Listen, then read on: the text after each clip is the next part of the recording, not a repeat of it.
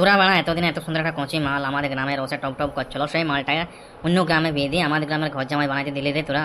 তোরা মরদ না মেয়ে না হিজড়ি গুদমানে বেটারা, তোদের কিছু কিছু দম নাই। হ্যাঁ আরে বাড়া কি করে পটাবো? যতবার পটাই দিয়েছি ওর মা বড় পাঁচা হাড়ির মতো পাঁচালি সামনে দাঁড়ায়, আর ওর মার গাঁ দেখলে বাপরে বাপ দৌড়ে পালাইতে হয়। আমরা কেন আমি কি চেষ্টা করিনি? অনেকবার চেষ্টা করেছি। ওই যে সঞ্জয় সঞ্জয় কতবার চেষ্টা করেছি, আগে জিজ্ঞাসা করে দেখ।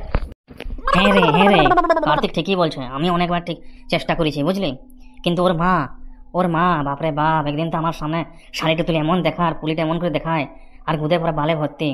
সেটা দেখার পর তার মেয়েকে লাইন মারা বিয়ে করার পর, বিয়ের পর কে জানে সোহাগরে তার মাই শুয়ে যাবে। সেই সব অনেক চিন্তা ভাবনা করি, যা এরকম রান্ডি মাগির ঘরে বিয়ে করার থেকে ভালো আই বুড়ে থাকাই ভালো। কিন্তু মালটা ওর কচি ছিল, ভালোই ছিল, কিন্তু ওর মা যে বারবার চলে এসে সামনে, কি করে বলবো বল? উপরবেলা আমার মাথা যদি সে তোদের মতো চুল দিত না, ওর মায়ের আমি পাঁচার আমি 12টা বাজায় দিতাম। কপালটা ভালো যে হ্যাঁ আমার মাথায় চুল নাই, আমি নিজের লেভেলে থাকি সবসময়, কোনো মেয়েদের তাকাইতে পারি না এই জন্যে যে মাথার সেরকম চুল নাই। আর আদিবাসী তেল হেয়ার ট্রান্সপ্লান্ট করা হয় করে, মাথায় একটা চুলই নাই। আর বাদ দে বাড়া, কালকে রাতে তো সোহাগরাত পারে গেছে, সোহাগরাতের পর আর কিছু থাকে কেলা?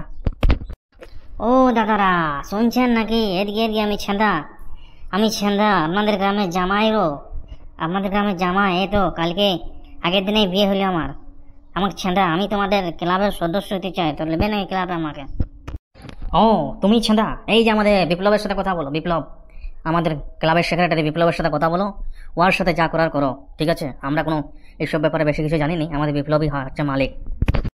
তুমি কি সদস্য হয়ে কি গ্রামে থাকবি ঘর জামাই, না কামাই পাতি করতে যাবে? হ্যাঁ এখানেই থাকবি নাকি গ্রামে? আমাদের গ্রামে কামাই পাতি করতে যাবে না কোথাও?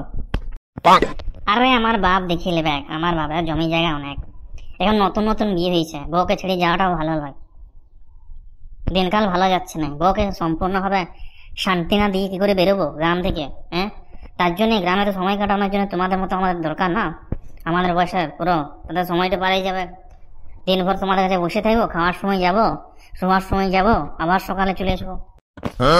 হ্যাঁ এখন জামাই পাইছে বাড়া, ঠিকই আছে, কালকে চলে আসবে আমাদের ক্লাব করে, সেখানে নাম লেখাই দেবো তোমার। যদি কোনো প্রবলেম হয় তো জানাবে, আর গায়ে যে কোনো সময় আমার নাম্বারটা নিয়ে রাখবে, বিপ্লব নামে সেভ করবে। আর ওর নাম কার্তিক আর ওর নাম নগেন, ঠিক আছে? এটা হচ্ছে আমরা 3 বন্ধু, 3জনই আমরা ক্লাব সামালি, বাকি লোকরা সবাই এদিকে টাউনশিপে চলে গেছে কাজ করার জন্য। গরিব না টাকা কামাইলে তো চলবে না, আমাদের হয়তো বাপের দুটো কিছু কিছু টাকা আছে, তার জন্য আমরা রয়ে গেছি, কিন্তু সব লোক তো আর থাকতে পারবে না, যখন যে আসে তখন সে ক্লাবের সদস্য ফিটা দিয়ে যায়। ঠিক আছে। আচ্ছা দাদারা, তোমার একটা কথা জিজ্ঞাসা করার ছিল, তোমরা ক্লাব ঘরে কখন বসো আর মাচাতে কখন বসো? দুটোর সময় আলাদা আলাদা নাকি? এইটার ব্যাপারে নগেন তুই ভালো করে বোঝো দে। নগেন শুনো ছেন্দা, যখন আমরা গা মারামারি চোদাচুদি সেক্সি অনেক গায়ের বড় বড় পাছাওয়ালা, গায়ের বড় বড় দুধওয়ালা মেয়েদের নামে আলোচনা করি, তখন আমরা 10টা থেকে 12টা পর্যন্ত এই মাচায় বসি দুপুর দিনের বেলায়। আর যখন আমাদের হিসাব কিতাব ক্লাব ঘরে টিভি দেখা, ক্যারাম বোর্ড খেলা এসব থাকে, তখন আমরা চলে যাই, তখন আমরা ক্লাব ঘরে থাকি। কিন্তু সবসময় ক্লাবে থাকিনি, সকাল টাইমটা মাচায় বসি, বিড়ি ফিড়ি টানি, কোনোদিন কোনো মালও লিয়ে আসা হয়। আর এখানে আমাদের যত সেক্সি গান মারামারি গুদ মারামারি কথা সব যেখানে আলোচনা হয়। ঠিক আছে চললো, আমরা কালকে জয়েন করবো ক্লাব ঘরে। আসছি দাদা, তোমরা থাকো, এখন শাশুড়ি না খুঁজে পেলে ঘরটা উপরে মাথায় তুলে দেবে।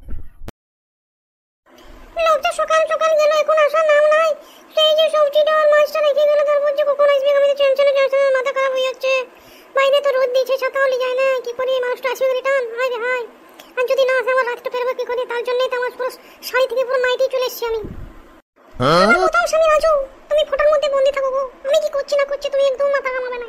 তুমি ফটোর মধ্যে বন্দি থাকো, তুমি আমাকে ছেড়ে চলে গেছো, আমার যৌবনের জ্বালা রস কষ সব কিছু ছেড়ে চলে গেছো, সেই জন্য আমাকে এই ফর্মুলাটা ইউজ করতে হচ্ছে, বুঝলে রাজু? তুমি একদম আমাকে নিয়ে কোনো ভেবো না, তুমি ফটোর মধ্যে ফটোই থাকো, তোমার আত্মা যেমন আমাকে দেখে খুব শান্তি পায়।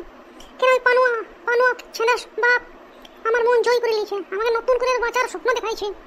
তুমি তো বুঝতেই পারছো সব, যে ফটোর বন্দি থাকা মানুষকে সংসার করা যায় না, আর নিজের চুলকনিও কমানো যায় না, তার জন্য তুমি ফটোর মধ্যে থেকো রাজু, কিছু চাপ লিও না। তুমি যদি কোনোদিন আসো আমাদের ঘর আত্মাটা, তো তাও খুশি মনে, তুমি আবার রিটার্ন চলে যাবে, স্বর্গে আছো না নরকে জানি নাই। কি করবো খুঁজে পাচ্ছি না, এখন আসছে না কেন? মাছ ভাত রান্না হয়ে গেছে মনে হচ্ছে, রান্নাটা করে গেছে মনে হচ্ছে, কিন্তু খাওয়ার অনুষ্ঠানের জন্য এখনো মাথাটা খারাপ হয়ে যাচ্ছে আমার।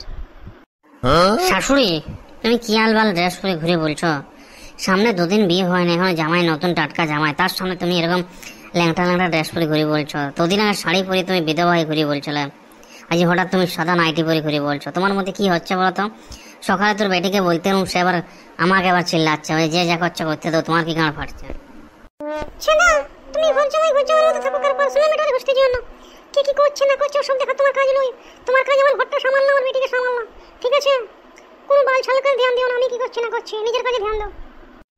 না শাশুড়ি, আমি বলতে চাচ্ছিলাম যে তুমি তো শাশুড়ি আমার, তো শাশুড়ি যদি জামাইয়ের সামনে এরকম ড্রেস পরে তো সেটাকে ভালো মানায়? জামাইয়ের সামনে শাশুড়ি যদি এরকম ড্রেস পরে ঘুরিয়ে বলে তো সেটা ভালো লাগে বলো? ছেদা, আমি মানুষ বলি, তোমরা মানুষ বলো, তার মানে এটা নয় যে আমি যে কোনো জিনিস করতে পারবো না। আমার কচি বয়সে আমার স্বামী মারা গেছে, তার মানে কি আমার কি কোনো শখ সাধ মেটে না এখনো? আমার অনেক শখ সাধ ছিল কম বয়সে। এই যে বোকা যদি নেক্সট পিকের বিয়ে করে আমি যে এত তাড়াতাড়ি মরে যাবে তা আমি জানতাম কি? আমি তো পুরো জওয়ানে ভর্তি আছি, আমার কি দোষ? আমি যখন খুশি যা করতে পারি। কি বলবো, আমি তো পাচ্ছি না তোমরাকে। তোর বেটিও উল্টো পাল্টা ড্রেস পরছে, মাও উল্টো পাল্টা ড্রেস পরছে, কি যে করবো আমি খুঁজে পাচ্ছি না। যায় রান্না করতে যায়, মাছ ভাতটা খাইয়া শুয়ে যায়, বিড়ালের পাল্লায় পড়লে মাথা খারাপ হয়ে যাবো।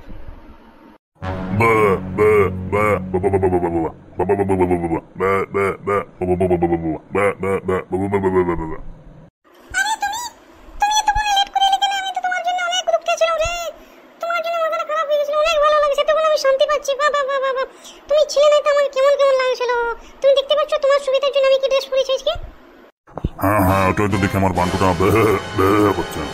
এই ড্রেসটা রাত পর্যন্ত পরে থাকি, বুঝলে? আর শোনো, আমার ছেলে ছেঁদা তোমার মেয়ে কানো কানো খবর না চাই যে আমরা এরকম করছি কিছু।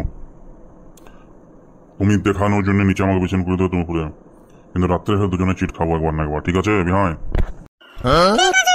তুমি কথা দাও যে আমাকে ছেড়ে তখন কোথাও যাবে না তুমি আর, ঠিক আছে? আমার ভালো লাগে না তোমাকে ছাড়া। আরে আর যাবো না কেলা, ওই কেলা নতুন ধান হয়েছে না, গরু ফরু নামছে, ওই কেলা গরুর চক্করে এরকম হচ্ছে বানা। তাছাড়া আমার কোনো ইন্টারেস্ট নাই। তোমার মতো বড় পাছাওয়ালা মাল পেয়ে আর অশান্তি লাগে ওখানে, যে আমারও মনটা ভালো লাগে না। ঠিক আছে ঠিক আছে, হাত মুখটা ধরো। তোমার জন্য মাছ ভাত বসাই দিচ্ছি, ঠিক আছে? দুপুরটা একটু আরাম করো, সন্ধ্যেবেলা একটু মার্কেট দিয়ে চা খেয়েছি, তারপর রাত্রে চলে আসবে আমার রুমে, ঠিক আছে? খাওয়া দাওয়া করে ভুলে যেও না, যাও যাও, হাত পা ধরে দাও।